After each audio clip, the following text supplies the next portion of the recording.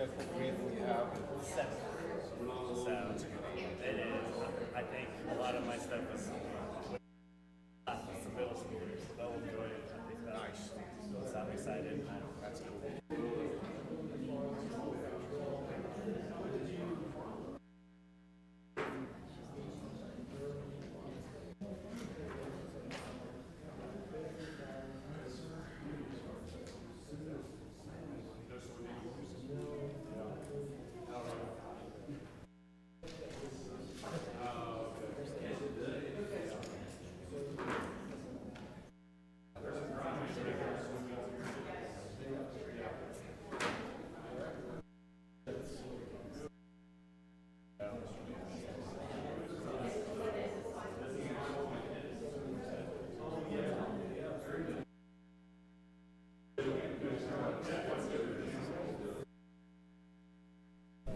Okay, let's get started.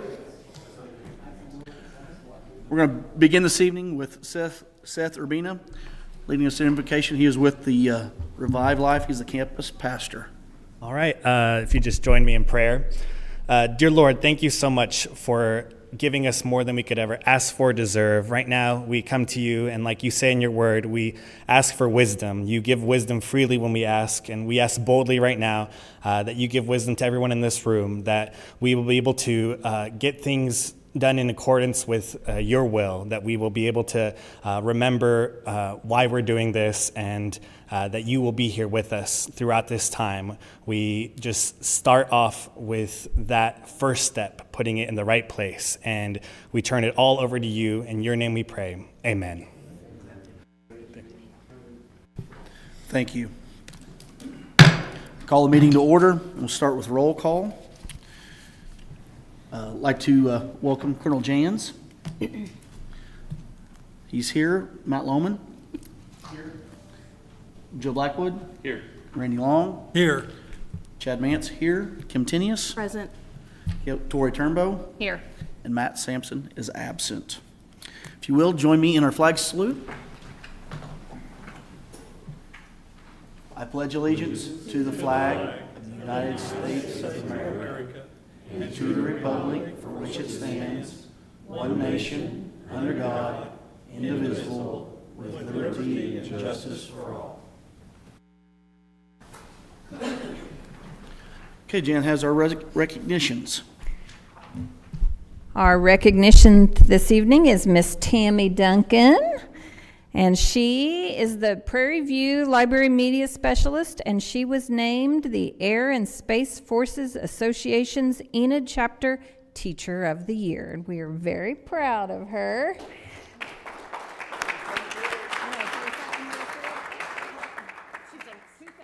Thank you so much for this opportunity to represent Enid Public Schools, Prairie View Elementary. I love my STEAM lab. I love what I do.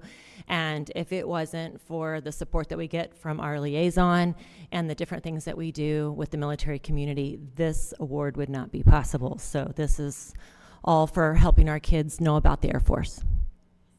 And military, whole military. But it's flight stuff that I'm teaching. That's awesome.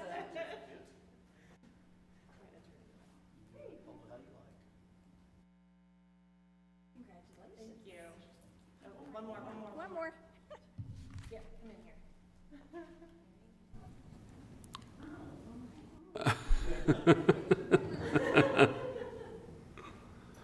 Congrats, Ms. Duncan. Thanks for coming out tonight. Well deserved.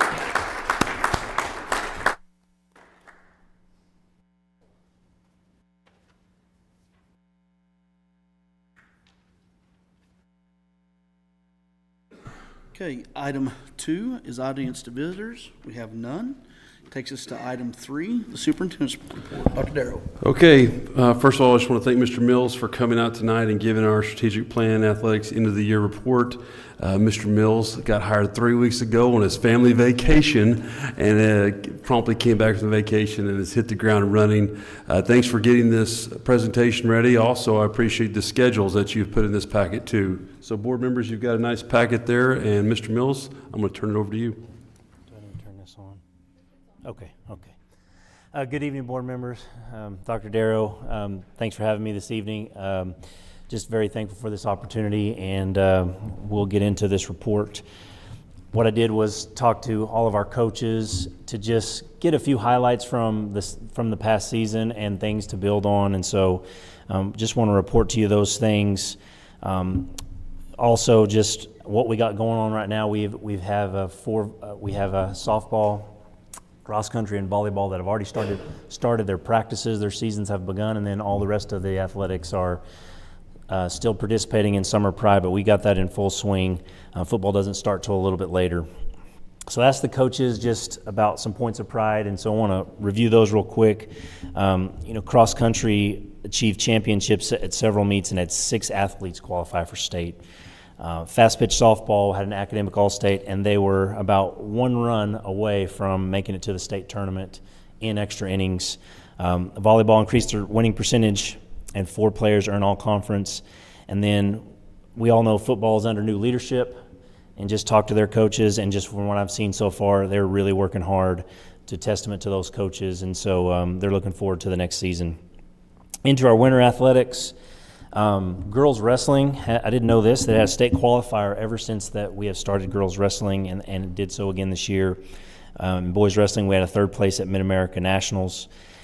Girls basketball had a 10-win season with 3 players named to all-district team, definitely had a good season. And then boys basketball had a 6-game winning streak during the season and had beat some top teams and had 1 player with all-district recognition.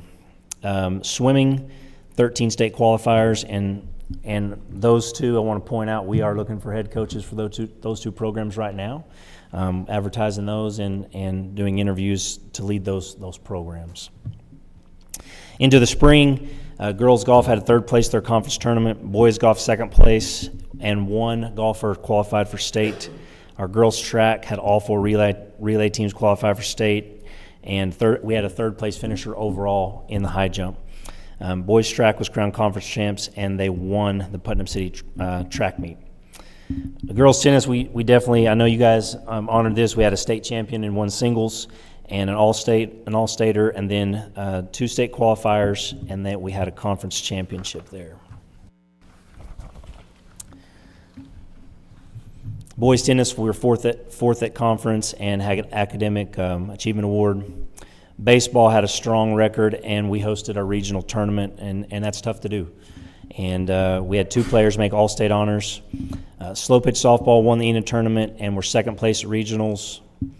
Girls soccer qualified for playoffs and earned a 2nd place in the Enid tournament, and boys soccer was proud of their Cherokee Strip trophy, which is between them and Ponca City. And then I included a few things in here from our activities.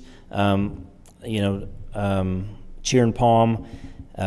Palm had achieved all-state recognition and placed 4th in the large ensemble and small jazz categories, and had academic all-state honorees. And then vocal music had an OSSA sweepstakes award and an OSSA academic achievement award.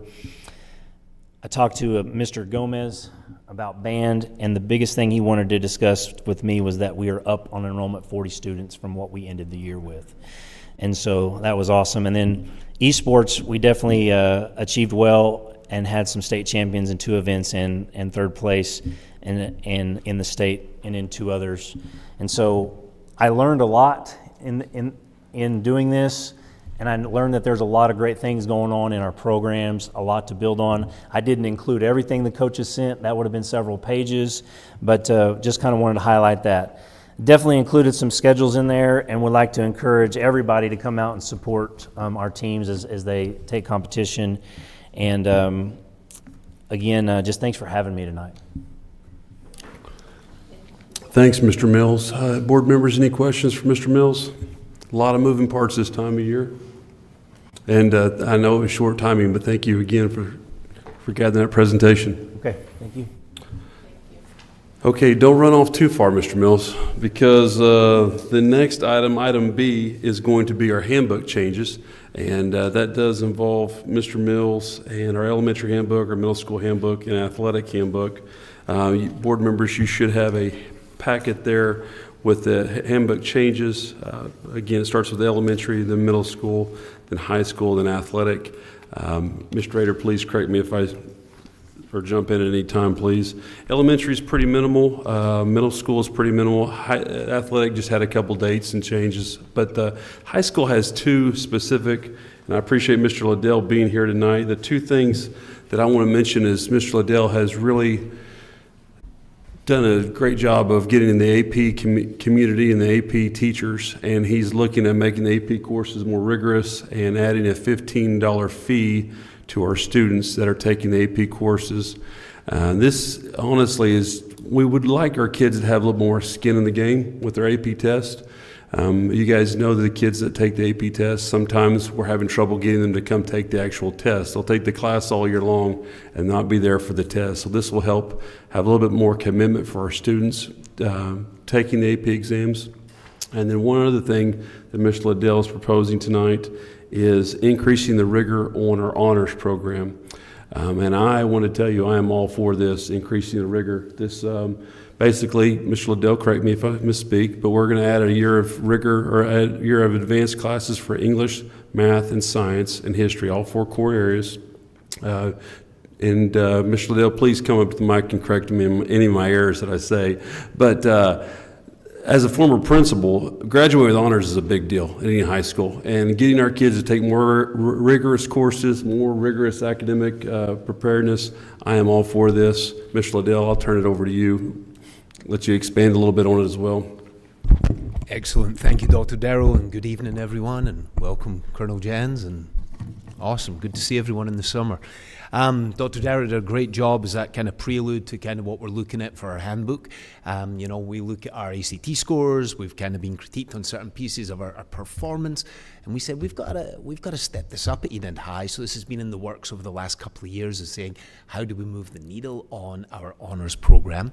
The pathways that we're going to be adopting over the next couple of years for the class of 29, but then the class of 30 coming in behind them, there's new direction for state graduation requirements. So part of that is students will all have to take 4x4, which in each of the four core areas, they will need 4 years. So that was already kind of our previous honours program. So now we're saying, okay, if a regular student on level is going to be doing that, to earn honours, there has to be something that separates you. And we're talking about, we've really increased our number of AP classes. We think that we're really putting a lot of teeth into the support for our AP courses and what the teachers are doing. We've got the College Board coming next Monday and Tuesday to Enid High School for a really cool day, 2 days of training.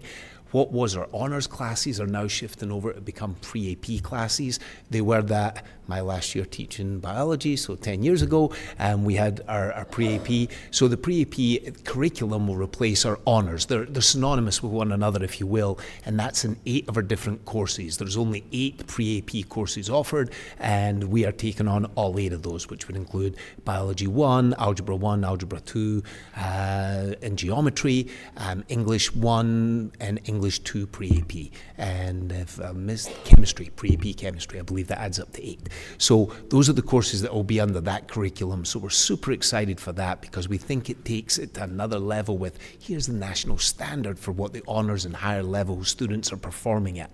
That was part of the missing link that ties in with the AP that Dr. Darrow's mentioning. So to start with, we're going to add into the 4x4 plan, we're going to add another set, so 2 semesters worth of accelerated coursework, advanced coursework that will allow our students to separate themselves above.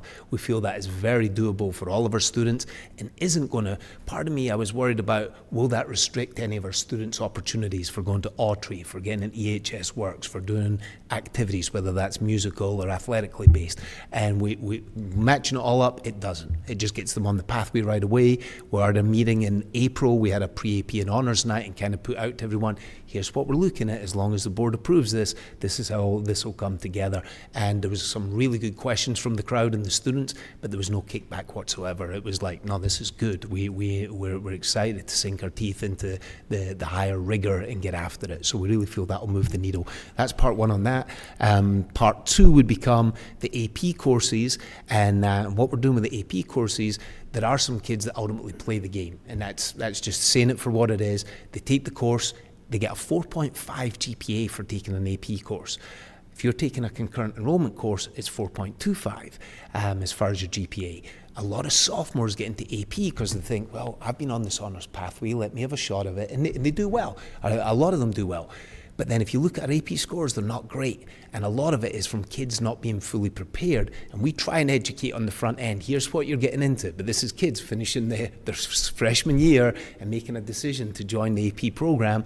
And we're all about, hey, welcome. Give them a shot. And we're still like that. But we are raising the bar to say, to earn your 4.5, there's going to be some above and beyond different study options, whether that's mornings at our office hours, afternoons, and even some weekends. But we're going to make sure that all students can collaborate with Google Docs and all the other PCs. There's no one going to be left out. Oh, I can't get there in the mornings. I can't get there after school. I can't stay. We're going to make sure that every kid has an opportunity to do that.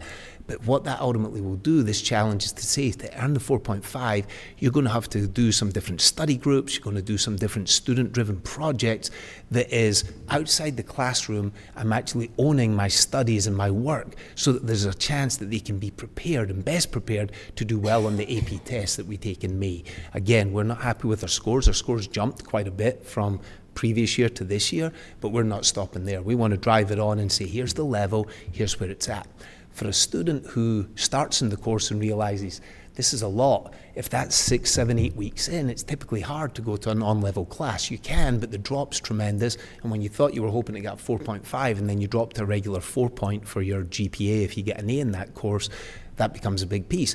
So we said, no, there's a middle ground here. 4.25 is what a regular honours or pre-AP course would get. And if a student isn't going above and beyond to fully prepare for the AP exams, then they would meet at that 4.25 and they would still get the credit because they're still doing pretty intense coursework.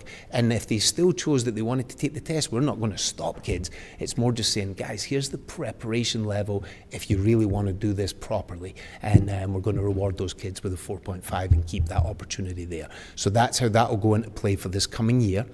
One thing, and there may be some questions on this that I can help with, Dr. Darrow mentioned the $15 per test. That's not a case of us saying, let's charge these kids and make money from that's not the case whatsoever. But there's a lot of kids that are like, I got my 4.5 already and you're telling me I've got to do this test? Yeah, I'm not going to try. Or a lot of them don't even show up. Then there's a restocking fee and then we try and get them to commit. Basically, the week after we've graduated the last couple of years, there's an additional test, a backup test. They call it the international test. And a lot of kids, yeah, I'll come, and then they no-show us. They're already out of school. How do we hold them accountable? It's been challenging. So we've said, hey, let's put a fee there. Not a crazy fee by any means, $15 per test. And if any kid has any issue of, I can't afford it, we've got them covered. So it's not a case of, hey, we're trying to make it an exclusive club or hold. Absolutely not. This is still very welcoming, but it is saying here's the standard, and we do want people to step up and meet that standard. The other piece on the honours, because the honours piece we were explaining, that will come in with the class of 2029, which are our rising freshmen, so those students who are coming up to be our 9th graders. The previous honours programme that was in place, that will remain in place for the 10th, 11th and 12th graders, and as that cycles out. So they're not now being held to, hey, you started on this, now we're flipping you to this. No, they're going to see out that that whole cycle, and it'll be a rising class at 29, which makes sense with the different rigour that they have for state requirements. So it all works out very nicely. So, and Ms. Liddell, just looking at my notes, currently we require 2 years of English, advanced English. Correct. We're looking to bump it up to 3. Yes, sir. We require 1 year of math, advanced science, advanced history. We're just looking at doubling those. So again, this is very obtainable. I'd say the majority of our kids are already doing it. Yeah. But if the kids want to walk with the honor stoles, which they do, they're just going to have to take a year more rigorous class. And again, I think I support this 100%. I really appreciate you and your team finding a way to make it more rigorous. Excellent. Thank you, sir. Any other questions we can? Any questions for Ms. Liddell on those two topics specifically? Makes sense? Okay, Mr. Rader, do you want to just buzz through real quick the elementary and middle school? Yeah, the only thing I really want to draw your attention to at the elementary level is down there on the parties, and it sounds a little bit weird, but we in the past have not allowed parents to pass out invitations at school, but we used to give a student directory out also that would allow them to send those. Well, now we had some parents call, and it makes sense to pass out invitations, but the stipulation will be every kid will get an invitation. They're not going to be able to just hand out 5 to their best friends. They can do that at ball practice or something like that, but we want every kid to be invited if the parent wants to take advantage of that, and we think that's fair. The only other thing really on the middle school is just a reminder, and I know we've talked about this before, of the start time change for middle school. We are moving that from 8 o'clock to 8:15, which that's annotated in the handbook now. Still getting out at 3:15. That equalizes our hours, and it doesn't affect our days to hours. Like if we need to miss a day for snow, we still have ample hours built into our instructional day to accommodate several days as well. So. Mr. Mills, your athletic changes is just 4 very simple ones. Added some verbiage there. You can keep your seat unless you want to. But happy to answer, board members, happy to answer any questions. Mr. Liddell, Mr. Mills, Mr. Rader, myself, happy to answer questions. But if not, I seek your approval for those 4 changes, and we'll get them implemented before the start of the year. Motion to approve. Second. Okay, I have a motion from Matt Lohman, a second from Ken Tinius. Is there any discussion? We will vote. Matt Lohman, Yes. Joe Blackwood, Yes. Randy Long, Yes. Ken Tinius, Yes. Tori Turnbow, Yes. Chad Mance, yes. Okay, thank you all for that. And again, Ms. Liddell, I know your team's dug in long and hard on that. I appreciate that. Looking forward to those changes.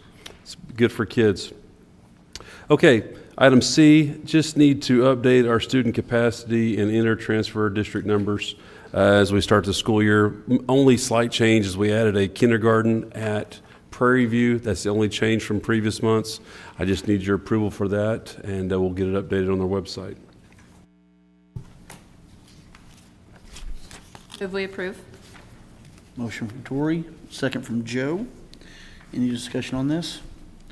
Okay, seeing none, we'll vote. Matt Lohman, Yes. Joe Blackwood, Yes. Randy Long, Yes. Kim Tinius, Yes. Tori Turnbow, Yes. Chad Mance, yes. All right, perfect. We'll get those numbers updated first thing tomorrow morning. Item D, just want to remind everyone, between now and our next board meeting, we have a lot happening. We have a lot of back-to-school meetings. We're going to have new teacher orientations coming up here in a couple days. Obviously, we've got to pass at our Chromebooks. We've got scheduled pickups. We've got boot camp. We've got a whole lot of things going on. So there's just a cheat sheet of some of the many things that are happening. Also, just encourage all families and all students to be sure and log on to our website. It's got all this information posted on our website. So between now and our next board meeting, a lot happening. I just want to bring that to everyone's attention. Saying that, moving to item D, from item D to item E, as we start back to the school year, I just want to take this opportunity and remind everyone this will be a culture shock, specifically at the secondary level, with a no cell phone policy at school as we start back with school. So this has been on our website. You all have a graphic at your handout. Miranda's been pushing this out too. We've actually got a link on our webpage which quotes our policy FNG and also our state statute as well. So just wanted to take an opportunity to remind everyone we need to start having those conversations now.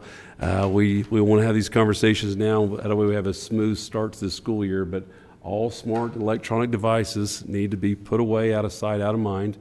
And that doesn't just stop with the phone. That also includes the glasses, the earbuds, the smart watches, all of it. So parents out there and students, again, let's start bracing ourselves and let's start making the adjustments so we have a good school year.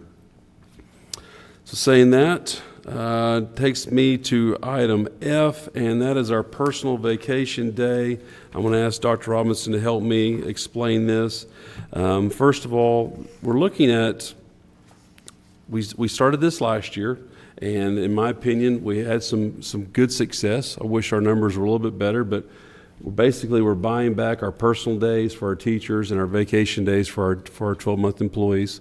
We're looking at increasing the amount a little bit this year to try to find a happy medium to where we're rewarding our good employees that are coming to work every day, making it a little bit more enticing to them. I just want to say again, I really like this program. I look forward to our second year of this program. I look forward to trying to find that number, that balance to where we're rewarding our employees for being there at work.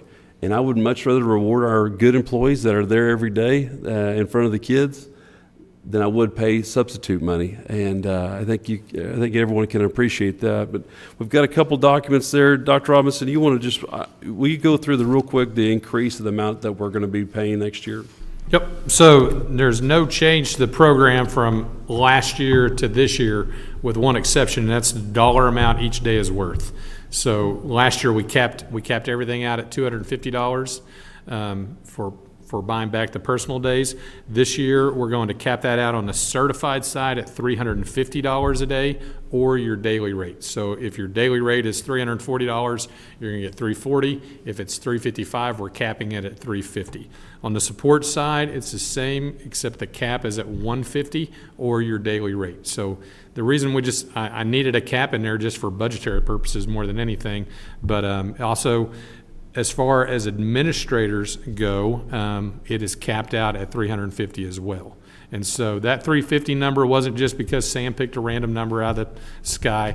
When you look at the bachelor's pay scale, when you get to year 40, the daily rate's at about $354 a day on the bachelor. So $350 is pretty close to $354. I don't like playing with odd numbers. I like zeros and fives. So we did $350. That's how that came to be. Just to cap that out, most of our certified are within that $350 daily cap. And as far as administrators go, we felt this is one of those opportunities. They need to be treated the same as teachers go in that regard. So, in the second page there, that looks like this. This kind of walks through how much we paid this past year. Grand total was about $137,000 we paid our employees in this program. Obviously, bumping up that dollar. Potentially, we're going to spend some more, and I hope we do. I really do. I hope we have some more employees take advantage of this program. So. Happy to answer any questions. Dr. Robinson, any other details we need to cover? I just want to say this. One of the key features of this is you might be like somebody like me who's like, well, gosh, Dr. Darrell, we're just rewarding people for doing the right thing all the time. But at the same time, if this plays out correctly, we should reduce our cost to ESS, which is our substitute cost. Yeah. So it really should come out as a budget wash. I know ESS were renewing their agreement tonight. They probably don't like hearing that news. But I do think there's merit in the program, and if we do reduce substitute costs, we know that having that teacher or that aide, that person that normally works around the student with those kids, the majority of the time is way better than having a sub in there. We're very thankful for our subs, so we don't want to discount them in any way, but hopefully this program works out to where those teachers are there. Dr. Darrow, he didn't give himself enough credit. Last year he presented a circle, and it had some very important dates to be there. And I think that this buyback program plays into that. There's 179 days on the calendar that are really important to be here, and that's what we're trying to pay people for, being here on those 179 days, either when students are here or there's professional learning taking place to make you a better teacher, better employee, better around students. So, impacting kids, that's right. Happy to answer any questions you might have on this. If not, I seek your approval. So moved. Second. Okay. Have a motion from Randy Long and a second from Matt Lohman. Is there any discussion? We'll vote. Matt Lohman? Yes. Joe Blackwood? Yes. Randy Long? Yes. Kim Tinius? Yes. Tori Turnbow? Yes. Chad Mance, yes. All right, thank you guys for that, and hopefully we can spend some more money this year on our employees. Okay, item G is another action item, and that's our dates for next year's board meetings. Nothing much to talk about here. I just need your approval to get them set for the upcoming year. So moved. Second. Okay, I have a motion by Kim Tinius and a second by Tori. Any discussion for that? Okay, let's vote. Matt Loman, Yes. Joe Blackwood, Yes. Randy Long, Yes. Kim Tinius, Yes. Tori Turnbow, Yes. Chad Mance, yes. Thank you for that. We'll get those filed. Okay, item H, I'm going to read that real quick and then turn it over to Mr. Rader. Item H is discussion and possible action to approve modifying and continuing the existing contract with Big Five for the use of Carver Elementary, granting Randy Rader the authority to sign the updated contract prior to the August 18th, 2025 board meeting. Mr. Rader, you want to talk a little bit about this? Yeah, so Sam and I met with the leaders from Big Five last week, and we're going to continue our partnership with them. We think it's great for them to be in Carver. We really don't have a need right now to have our own pre-K classrooms in there just because of enrollment, because we did add on to Garfield. We now have Fowler, but we also don't want the building to just sit unused because we know that's not good on buildings. So Big Five really is going to accept responsibility for all of the, they're going to pay for all their teachers, teachers' aides.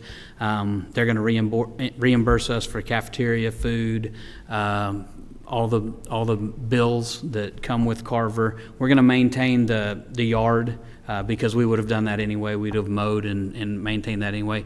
And then they're also going to be responsibility for utilities, or not utilities, but like if air conditioner goes out, repairs, heaters, stuff like that, in lieu of rent. But they can also use that as kind of an in-kind donation, which is part of their program as well. So we feel like it's a win-win. Ultimately, those 3 and 4-year-olds that they have in their program come to our buildings for the most part. So we want to get those kids and get them in an educational environment, and Head Start's a successful one. It's been proven, and we think it's beneficial to both parties. So this would allow Mr. Rader the permission to sign a contract between now and the next board meeting, which we think we'll have finalized here within a week or two. Yeah, I think they said they'd try to have it to us by Friday of this week. Happy to answer your questions you have. Motion to approve. Second. Thank you. All right, I have a motion from Matt Loman, a second from Joe Blackwood. Is there any discussion? Let's vote. Matt Loman, Yes. Joe Blackwood, Yes. Randy Long, Yes. Kim Tinius, Yes. Tori Turnbow, Yes. and Chad Mance, yes. Thank you all for that, and we'll keep you posted when we get the contract officially signed next couple of weeks. Okay, takes us to Eisenhower. Not a lot to report at this time, nothing too major. I have attached a couple of the renderings there. Joe, you had a couple questions about the rendering. If anybody has questions, you can feel free to email me, and I can pass them on to the architect and find your answers. But I just talked to them last week, and everything's progressing very well. They said they're right ahead of schedule, so that's all good on the design phase. They are actually very optimistic about the progress they've made thus far. One other thing is I wrote a letter for Mayor George Pankin the other day. Mayor Pankin has worked very closely with the Oklahoma Strategic Military Planning Committee, and he is requesting another $50,000 to help offset some of the cost. So again, he's just been a real champion for this project, Mayor Pankin has. So if you see him out and about, be sure and give him a big thank you. But he is very determined to get us up. He's going to fundraise up to $1 million is what his goal is. So he's doing it every quarter that he can. So I certainly appreciate Mayor Pankin's support on this. You've got some renderings. Randy, Sam, I know we've been in some meetings. Anything else we'd like to add? I think, remember I told you guys last month it's going to be kind of boring until we get, everything is on schedule right now, where we're going to have meetings about every 4 weeks. As we get into September, that'll be more often. And as we get right up to that December deadline before we go into that contract, there will be a lot of finalization, those kind of things. But again, Corbin Murr's done a great job. It's coming together on schedule, and I don't think you can ask for anything more than that right now. Dr. Darrow, was there some discussion about Fox Drive or another? Yeah, so we've got permission to access, or Brian Henson's got permission to access Fox Drive, and Sam helped me out. They're actually going to fence off Eisenhower, correct? They're going to access it there. Eisenhower's going to be fenced off, so they can just directly access it and directly off of it. So that'll greatly make it much easier to get to their equipment, their tools, their supplies on and off. Okay. Yeah. Any other questions? Okay, I'll keep you guys posted as I know more. All right, item J is the last item for me, and this is going to be an action item. And this is our CEP program. Board members, I've emailed you about the CEP program. I want you to, first of all, I want everyone to know that this is involving our school lunches, which has been a hot topic lately around the state of Oklahoma. If you would look at the application, it clearly states that Dr. Robinson signed it on the 30th of June, which was well before the school lunches got to be such a hot topic. But anyways, the CEP program, we've explored the CEP program for no less than 10 years. We've kicked it around, we've applied, we've looked at our numbers before. I think the first time we were going to do it is going to cost us $600,000 or $700,000, and that didn't make any sense for us as a district to do. They've actually changed their regulations a little bit, and our free and reduced lunches have gone up. And so this is the first year that it made financial sense for us to explore. I was quoted in the paper, we were at 79% free and reduced lunches last year. That's a fact. 79% of our kids are on free and reduced lunches that qualify for that. CEP has actually changed their threshold too, so this is actually the first year that it made good sense for us as a district to explore. Again, I just want to applaud Mrs. Kelly Craig and Dr. Robinson because they've been working on this application all year, probably 9 months, Sam, at minimal. Kelly's been working on this for 9 months. As you saw there, Dr. Robinson signed the application for the 30th of June, so this was done well before any of the anything else. And a couple things I just want to say. This is good for kids. I mean, this is good for kids. This is good for families. This means for the next 4 years, every kid gets a free breakfast and a free lunch. And I'm in the kid business, so I think this is just a win-win. Dr. Robinson, you have any other details you want to elaborate on? I think the biggest thing to let everybody know is we no longer have to ask for a free and reduced lunch application. We don't have to fill those out. There is a low income report that goes out. It's a one-pager. Parents have been filling that out already. It's very important that it continues because that's part of our title funding. But as far as parents filling out a free and reduced lunch application, make sure you're listening to all those kids. It can be a lengthy process. That all goes away with this program. And I think the other benefit of this is it's really a benefit to that kid on the reduced lunch. That kid that had to walk up there and pay their reduced fee while the kid in front of them might have been paying full price, or the other kid on the other side was getting a free lunch. That's that piece of possible lunch shaming that I'm the kid who's paying the 25 cents instead of getting a free or paying full price. That all goes away with this. Every kid gets treated the same. You have true equity in the school and our lunch lines. And to me, what Dr. Darrow said, we're in the kid business, and this is one of the best kid things that I think we can do as a school district. And I'm super excited because when I was at Longfellow as a principal, I really wanted this program there, but it didn't make sense. And this is a big deal, and I think we should all be celebrating it. And I think when we get to the end of next year, we're going to see the real benefit of it. Every kid has an opportunity to eat, and they get to eat without any cost coming to them, regardless of what their family income is. It's a free breakfast and lunch. So, Dr. Robinson, correct me if I'm wrong, but this is a 4-year program, but we could opt out at any time if we chose to. That's right. If we choose to, we can step away from the program at any time. It's also basically at this current time is automatically renewable at the end of 4 years without too much fuss to put behind it. So all the work's been done. Now we just got to go feed kids. Happy to answer any questions you might have.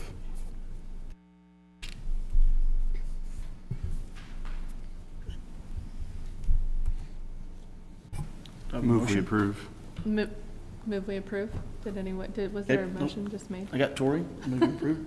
I think Joe said something. Joe with the second. Was that Joe? Okay. Is there any discussion? No. Okay, let's vote.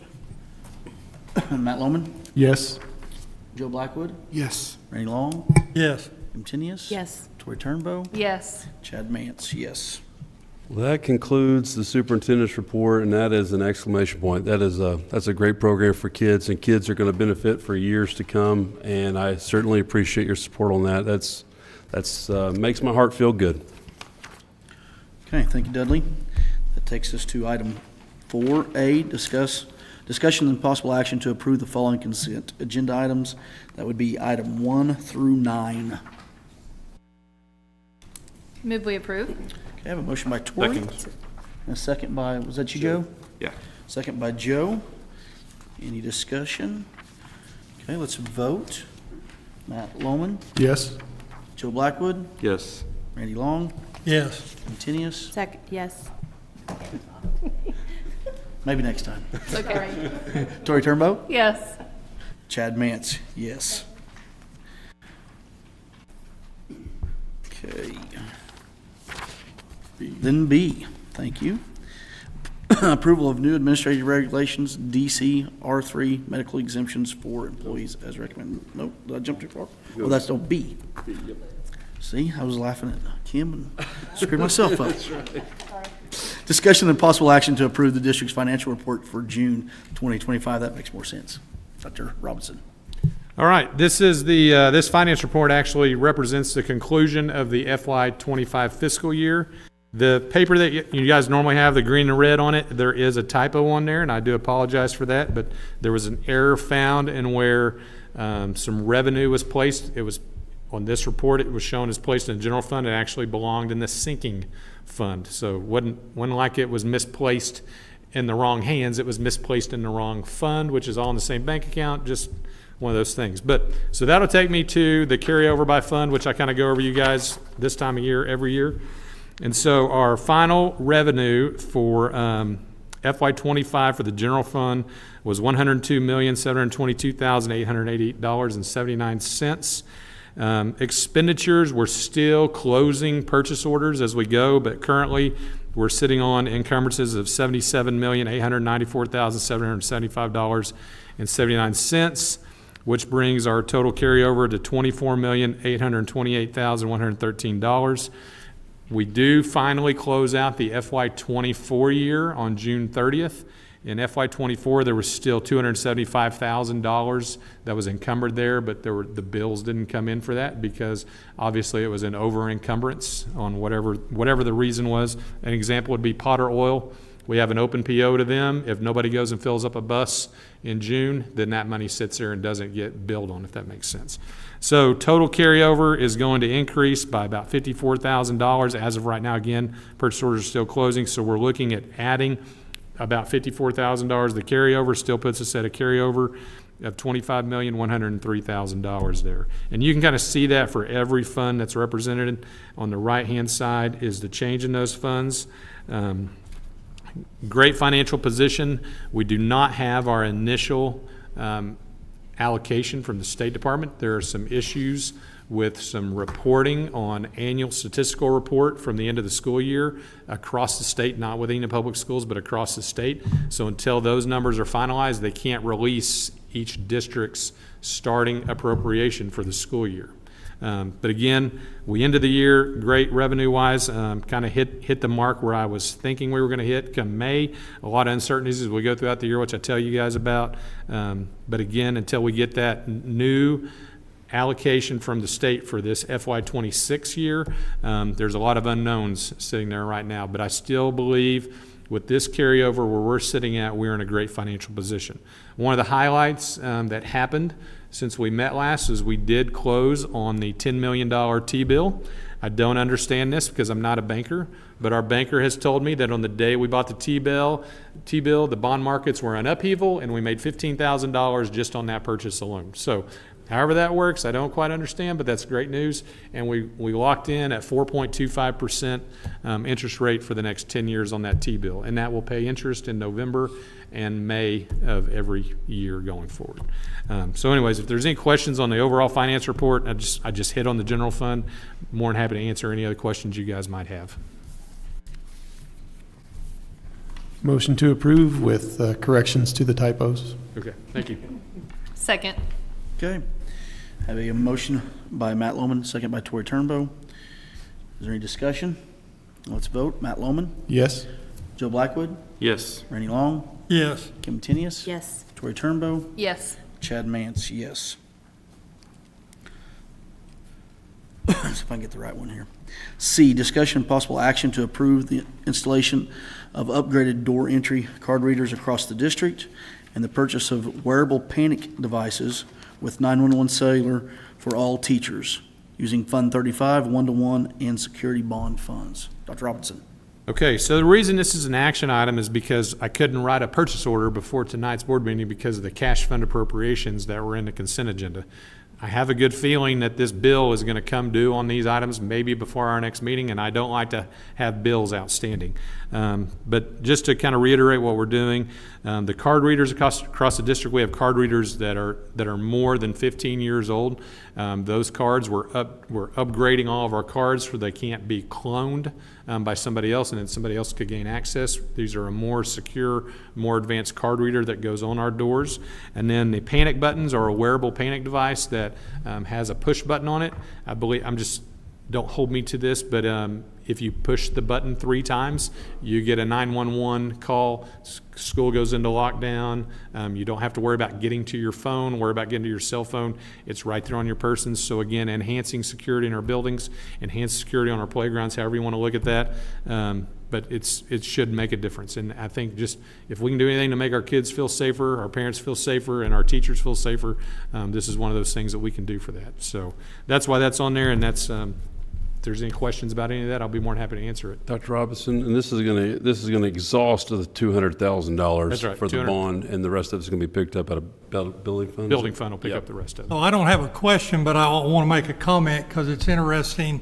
Just last week, a teacher had asked me that in light of the cell phone policy, what were they going to do if they needed help in their classroom? And so this will solve that problem. Yes.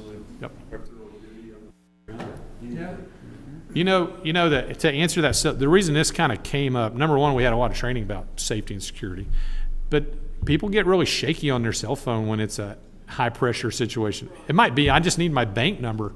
I mean, let alone somebody's asking for trouble. And so to go to a wearable device with a push button just makes really good sense in our opinion. And that's why we're kind of, it does have a cost to it, but I'll tell you, $117,000 of that cost is for a 3-year license that makes that work through our system. So every year we're not going to be paying this. We're going to every 3 years we'll be paying $117,000 for the subscription. But it just makes really good sense. And it's geofenced too. Each site's going to be geofenced. So if you would go home and somebody would be playing with it, it won't work at home. It just works at Once you're school. outside the district, Yeah. it's done. I have a question for you. Wearable device, is it a neck device? And will it go with your lanyard? Yeah, it's about the Okay. size of an ID. Okay, so it should be on the lanyard, so they Yes. will wear it. It won't be stuck in a drawer. That was That's- my only That's concern. right. Not supposed to be. Just want to make sure. Yeah.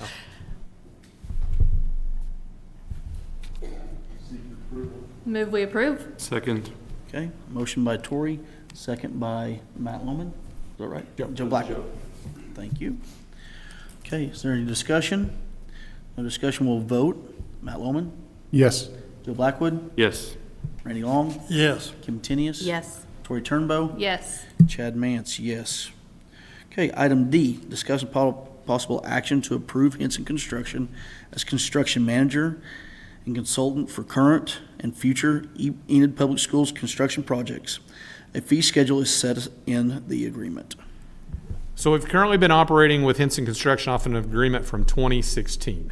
It's time to renew that agreement. I mean, the other agreement is still valid, but in light of the Eisenhower project, some other small projects we've been doing, and possibly in the future, it's just time to upgrade it. Just so you know, the fee structure, the important part of this, his fee structure is all based on the size of the project. So if we're doing a $50,000 project, he's got a pretty minimal fee for that. If you're doing an Eisenhower size project, he's got a little bit bigger fee on it because there's a lot. I want to say something about Henson Construction to a really positive, is through all this Eisenhower project, through I'm going to say this, the yellow schoolhouse that will become a red schoolhouse, just in case anybody's wondering. just in case anybody's wondering. Yeah. Henson Construction in particular, Brian, has been excellent to work with and has not submitted us for payment. He's not asked for a consulting fee. He's not asked, hey, I need to do a PO for this along the way. He's just worked with us. When he gets the job, of course, there's a fee that we pay him for that.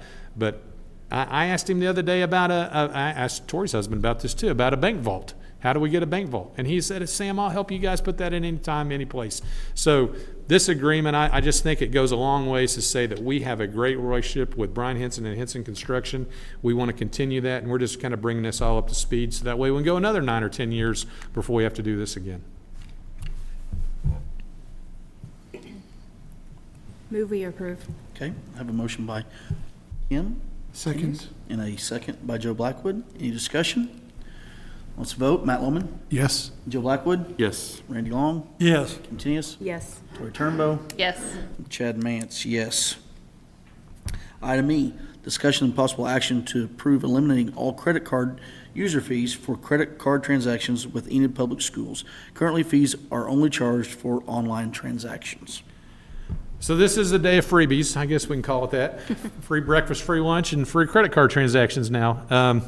Not to make a lot of anything, but we generated about $7,300 in credit card fees last year on online transactions. A lot of those were for the lunch program. If my own son had a $25 Chromebook fee, I had to pay $2 on top of that Chromebook fee if I paid for the credit card. I just think we're in the future, we're in a credit card world, we're really hindering ourselves, I think, by charging an online credit card usage fee. I think this district's in a good financial spot that we can waive that fee. We know we can collect those funds, and a lot of this going forward is going to be ice cream money. A lot of it's going to be fines and fees, but I also hope it leads to some fundraising efforts. And I'm going to say this publicly, that we have some groups out there that just like to say, send your grandparents this email, send our company $40, and then we're going to send you 35 of that.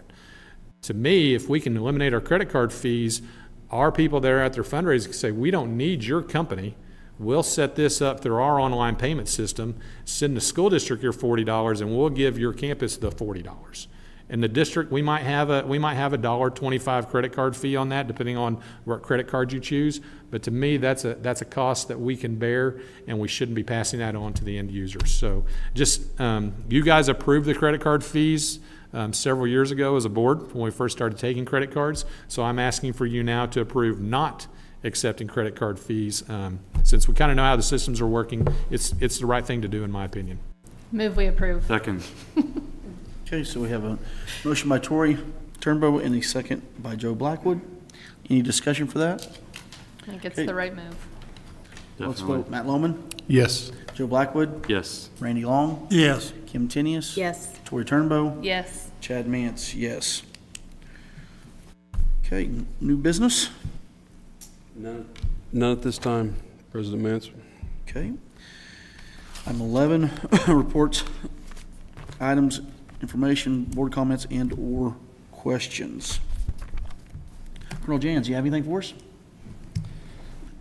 First of all, I would like to say thank you for having Nancy and I here today. We really appreciate everybody's support, and we're looking forward to being part of your process to help improve your schools around the area, and looking forward to just being part of this process to do that. So thank you so much for having us. We're happy to have you. Glad you can make it.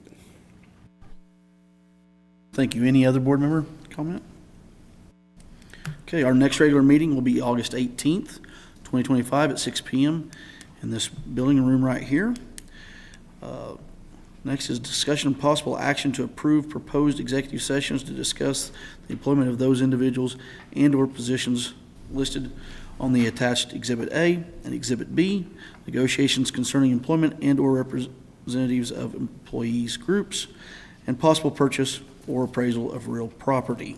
So moved. Okay. Have a Second. motion by Matt Lowen, second by Joe Blackwood. Any discussion? Let's vote. Matt Lowen, Yes. Joe Blackwood, Yes. Randy Long, Yes. Kim Tinius, Yes. Tori Turnbow, Yes. Chad Mance, yes. We're in executive session.